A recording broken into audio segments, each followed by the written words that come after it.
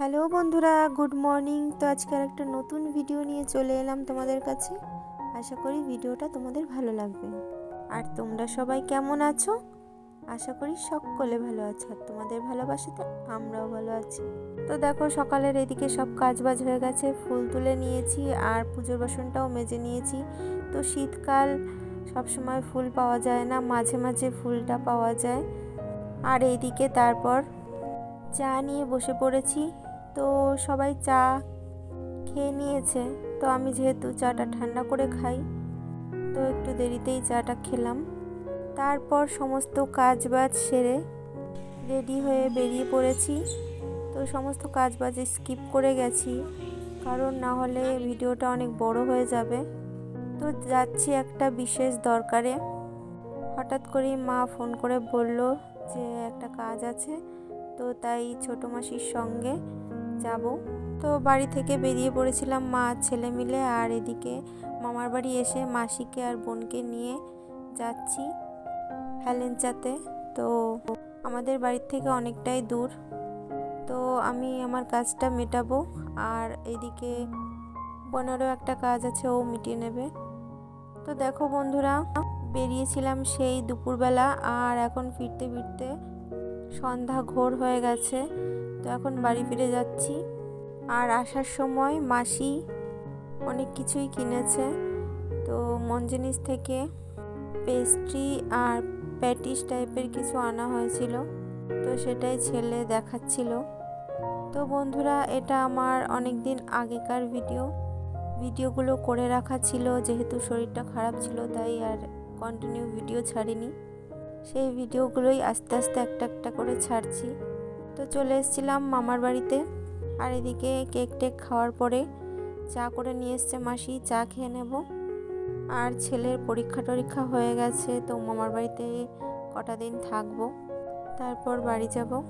তো মায়ের আসারও কথা ছিল, কিন্তু মা একটু ব্যস্ত হয়ে পড়েছে, সেজন্য আর মা আসবে না। তো কিছুদিন পরে বাপের বাড়িও যাওয়ার কথা। তো আমার বাপের বাড়ি হচ্ছে নিউ ব্যারাকপুর। তো মা বেশিরভাগ টাইমে এখানে থাকে, না হলে নিউ ব্যারাকপুরে থাকে, একা মানুষ। তো এখানে 2-4 দিন থাকার পর বাড়ি গিয়ে কটা দিন থাকবো, তারপর মায়ের বাড়ি যাব। তো ছেলে আবার মোজা কিনেছে, তো সেটাও আবার তোমাদের দেখিয়ে দিল।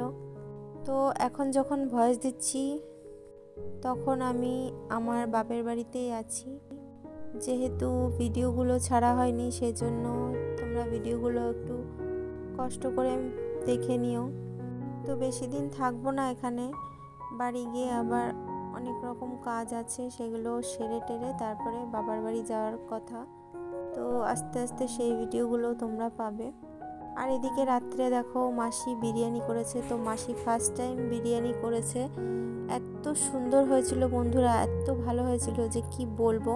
তো আমরা তো অনেকে অনেক রকমভাবে বিরিয়ানি করি, তো মাসি সিম্পলভাবে বিরিয়ানিটা করেছিল। তো সত্যি বলবো, সেদিন এত সুন্দর লেগেছে বিরিয়ানি।